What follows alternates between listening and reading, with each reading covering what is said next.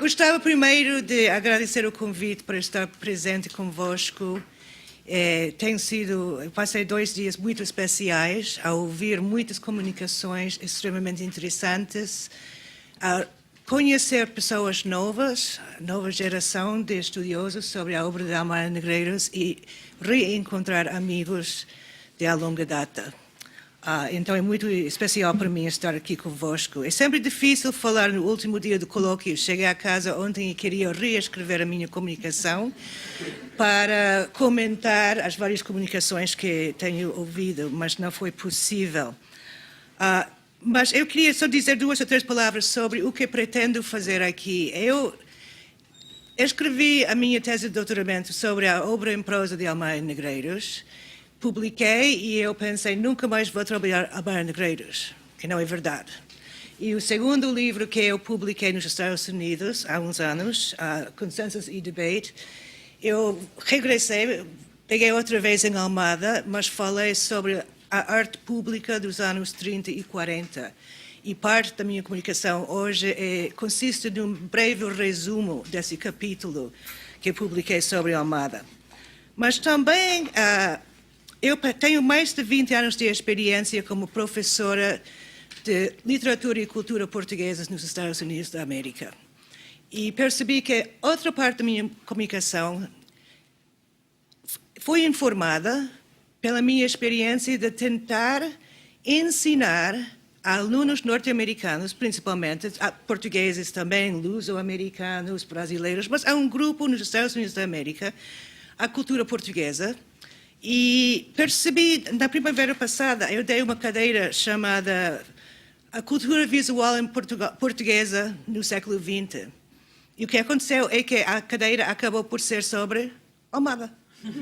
Não é? E começamos com o modernismo e terminamos no século XXI, mas Almada ainda está presente conosco no século XXI. E algumas das imagens que vão ver são imagens que os meus próprios alunos foram buscar e analisaram na sala de aula. Okay. Bom, em maio de 1969, um ano antes da sua morte, José de Almada Negreiros foi convidado a participar na emissão inaugural do já lendário programa de televisão Zip Zip, que alguns de vocês viram ontem na Cinemateca. Na mesma altura, preparava o que seria a sua última obra, o painel Começar, que ocupa o átrio da Fundação Calouste Gulbenkian. Todos nós passamos por este painel esta manhã. E serve hoje como símbolo de culminar de uma longa carreira artística marcada por inúmeras intervenções na área da arte pública.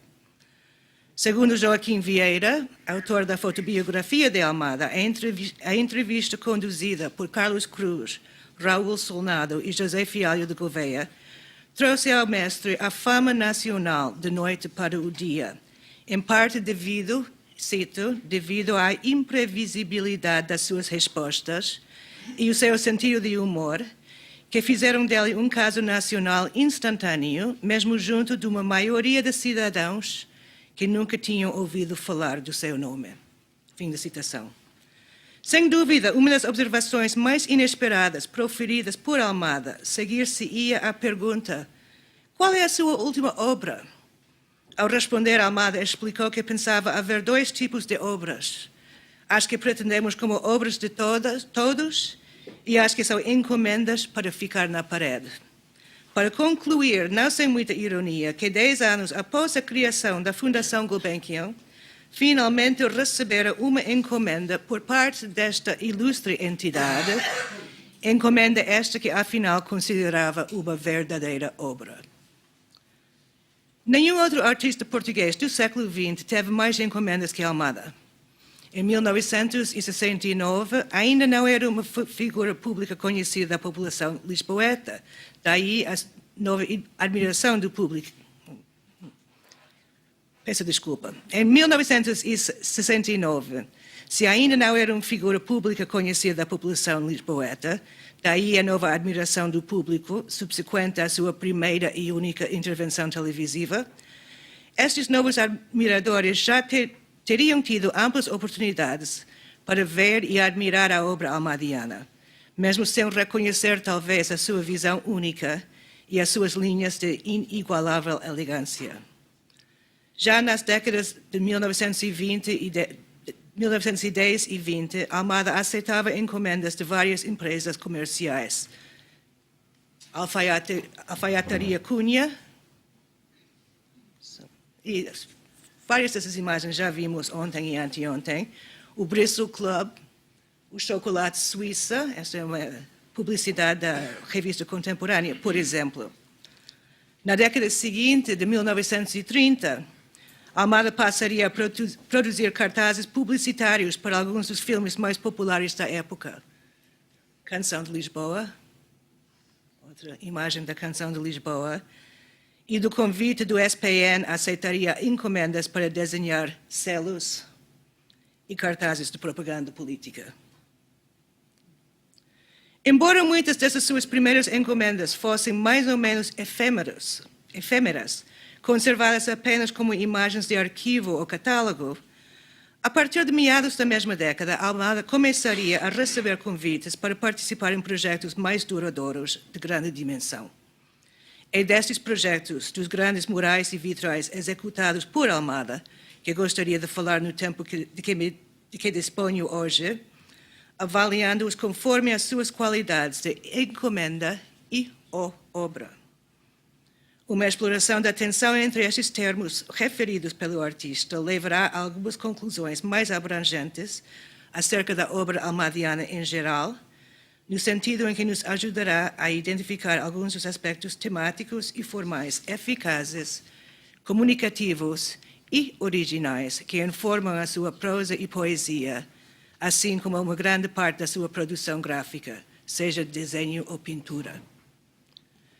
Pelas suas dimensões e pela sua perdurabilidade, as encomendas aceitas por Almada para decorar o interior e exterior de edifícios públicos têm, por definição, uma função diferente que a dos cartazes e da propaganda. E, mesmo que nem todos esses trabalhos fossem conservados até hoje, o público ainda pode visitar um grande número desses lugares. Este é o caso, sobretudo, dos exemplos que proponho examinar hoje. Como demonstrarei, a primeira colaboração que Almada Negreiros teve com o arquiteto Porfírio Pardal Monteiro, os vitrais da Igreja da Nossa Senhora de Fátima, de que falou a minha colega Raquel Henriques da Silva ontem, revela um subtil processo de negociação entre uma visão que confirma o espírito oficial da encomenda e um olhar mais orientado para a inclusão de elementos inesperados que comunicam uma experiência criativa mais individual.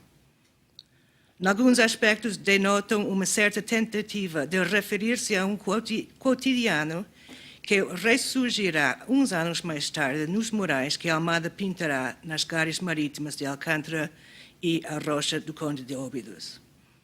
O desejo de procurar um equilíbrio feliz entre a encomenda e a obra encontra o seu ponto mais elevado nestes frescos das Gares Marítimas, especialmente os frescos da Rocha do Conde de Óbidos, uma obra sobre a qual o artista observaria: creio não haver antes cumprido melhor, nem feito obra que fosse mais minha.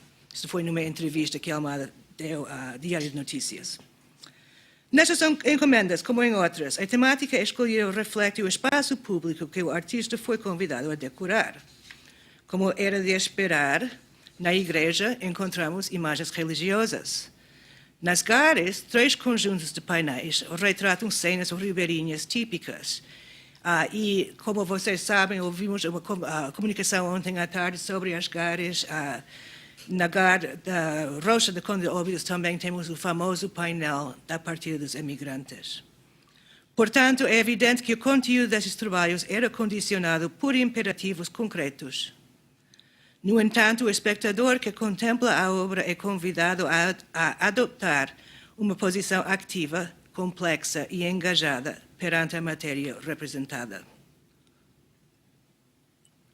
Bom, como demonstrei em outra parte, no capítulo do livro que publiquei sobre Almada nos Estados Unidos, alguns dos pormenores que se encontram nos 10 vitrais que decoram as paredes laterais da Igreja de Nossa Senhora de Fátima revelam pequenas surpresas. E eu gostei muito da sua comunicação, porque falou sobre outros vitrais, que era o Batistério e Mater Dolorosa. Mas aqui eu queria falar sobre 5 janelas em cada lado da nave. E começando nessas janelas, as representações da Nossa Senhora de Fátima evocam inúmeros desenhos de figuras femininas com as quais Almada contribuiu na década anterior para as páginas de publicações como Contemporânea e o Diário de Lisboa, com a óbvia diferença que surge da adição de elementos de iconografia religiosa.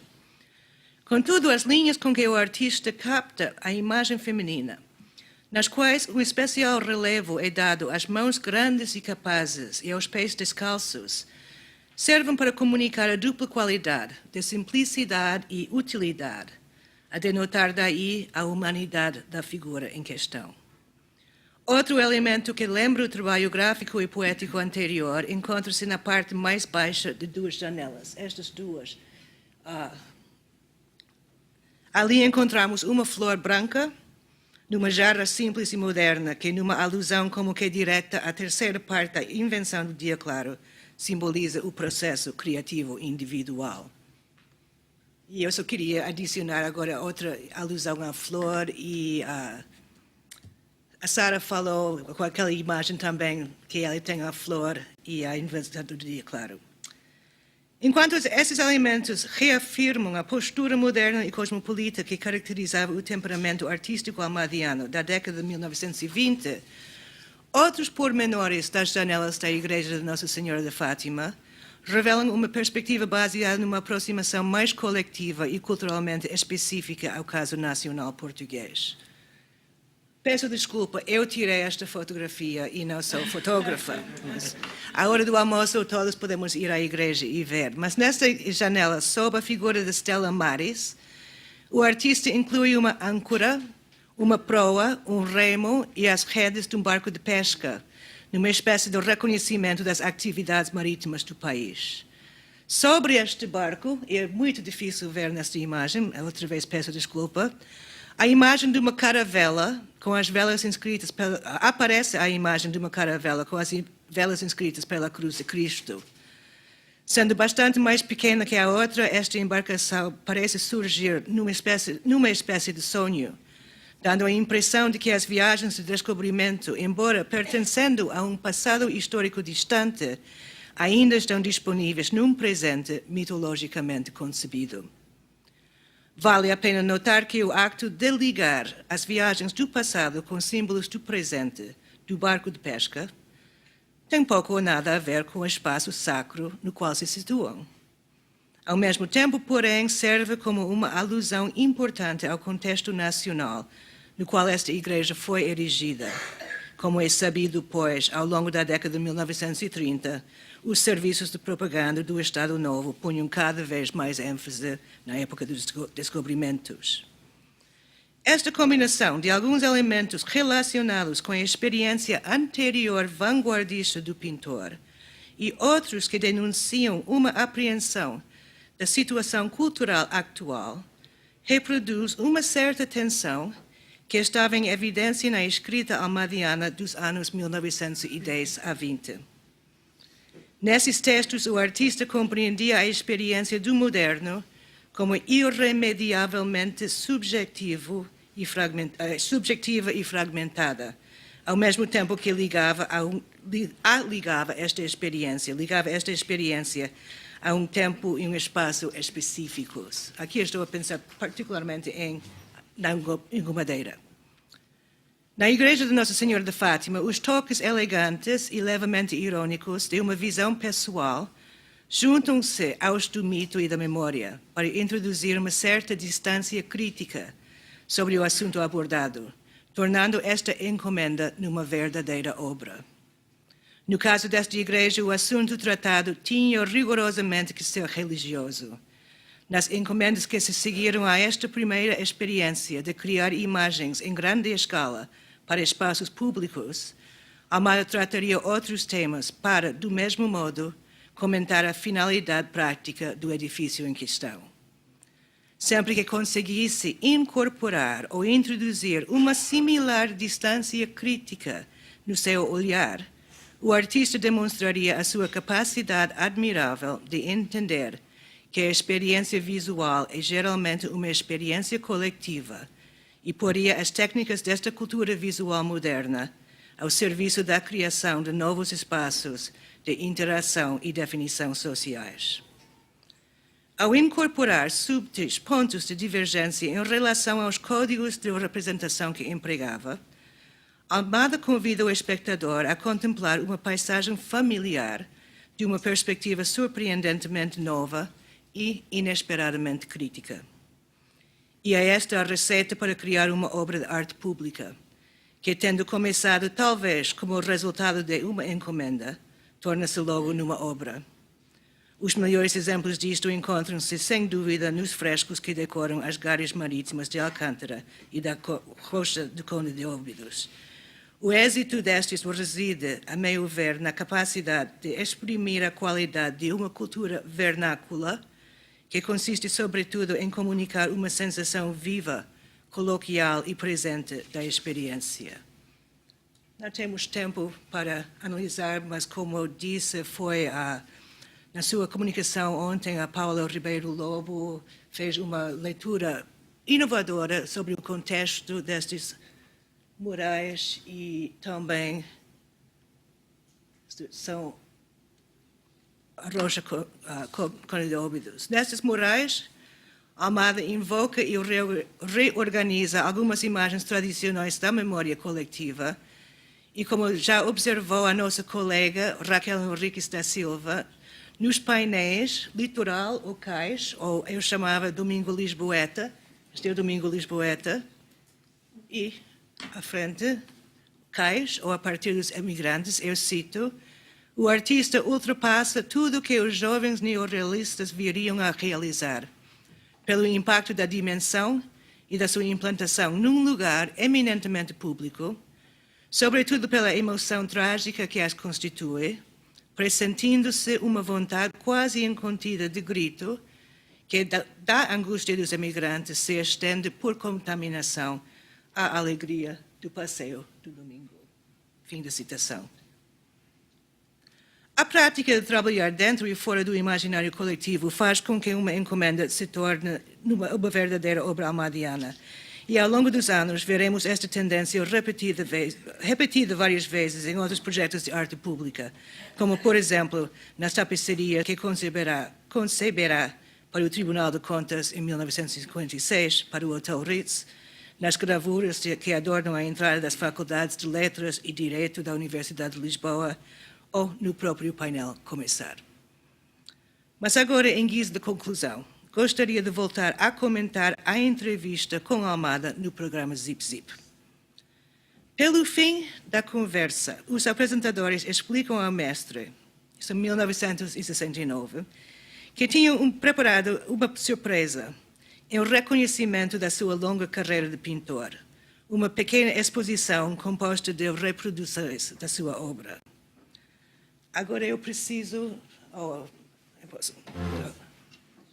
Ok. É só tocar no rato. A emoção passa depois para a porta do Teatro Vilaré. Nós temos uma pequena surpresa para si. É uma homenagem muito pequenina, mas pensamos que gosto dela. Nesta altura está a acontecer, numa rua de Lisboa, uma exposição de quadros seus, para o povo ver.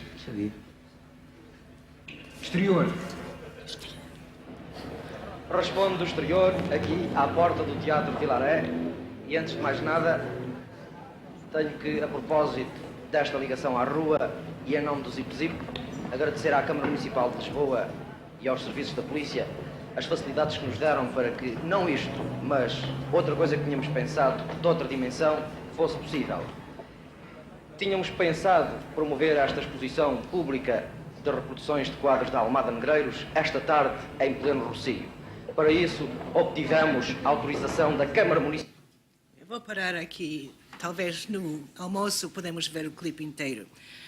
Mas o que vimos aqui, a imersão depois passa para a porta do Teatro Vila Ré, na Avenida Afonso Pereira de Melo, onde encontramos uma seleção destas obras, algumas delas muito familiares, como, por exemplo, um pormenor do fresco da Garde Marítima de Óbidos. E o famoso retrato de Fernando Pessoa, quadro este, vocês podem ver, que foi ironicamente atropelado por um autocarro. E falam disso, porque era um dia de muito vento, muita ventania, e esta reprodução voou e passa o autocarro, e é por isso que está destruído. Bom, ao trazer a obra para a rua, para ser vista pelo público que passa, confirma-se o lugar de destaque ocupado por Almada neste momento, pois muitos que param para ver estes quadros admitem que já não é a primeira vez que veem uma obra do mestre. Para outros, porém, estes quadros e o seu autor representam uma novidade total. Assim, o acto de trazer a obra para a rua revela-se como muito mais do que apenas uma oportunidade para divulgar ou promover a obra almadiana. A própria figura pública do homem que criou esta obra começa a ganhar novas dimensões no imaginário nacional. Encena-se nesta pequena exposição televisiva um complexo jogo de espelhos, no qual o criador vê os outros a ver, não as imagens originais criadas por ele, mas reproduções da sua obra. Além disto, a reprodução desses quadros ocorre num contexto novo e invulgar. De repente, o pintor e o seu trabalho são oferecidos ao público como algo simbólico, e a própria figura de Almada, o homem, começa a ganhar uma capacidade de comunicar significados diversos e inesperados. E mais importante ainda, se levarmos em conta a posição do telespectador, que vê em casa, a preto e branco, estas reproduções a serem vistas e comentadas pelo artista e pelos transeuntes que passam, o jogo de espelhos multiplica-se e fragmenta-se mais. Podemos afirmar assim que estamos a testemunhar o primeiro passo do processo de tornar o mestre Almada numa espécie de ícone, uma figura que tem valor por si e que pode significar ou representar muitas coisas diferentes para pessoas diferentes. Almada Negreiros morreria menos de um ano depois de ter aparecido na televisão, mas não sem ter deixado a sua marca na cidade, na forma de muitas encomendas que aceitou, fazendo delas parte da sua grande obra. Também terá deixado a sua marca no imaginário dos habitantes da cidade, que ele soube retratar em toda a sua variedade e complexidade. No programa Zip Zip, a obra de Almada literalmente entra na cidade e passa a circular de uma nova forma no espaço público. Se esta fosse a primeira vez que fragmentos de imagens dele foram expostos pela cidade, já não seria a última. Com efeito, depois deste momento, Almada torna-se uma figura representativa de um momento histórico da época de Orfeu e uma figura representativa da opção pessoal que se traduz na procura da liberdade de expressão. E agora queria mostrar algumas imagens que testemunham as representações mais recentes da obra de Almada. Almada na cidade. Acho que esta é a estação de metro do Saldanha, mas temos a nossa engomadeira sempre que mudamos de linha. As Gardes Marítimas. Vou explicar. Como testemunho às representações mais recentes desta obra e do próprio homem que a criou, é evidente que a obra deste artista continua a ter um valor vital, simbólico e comunicativo. Obrigada.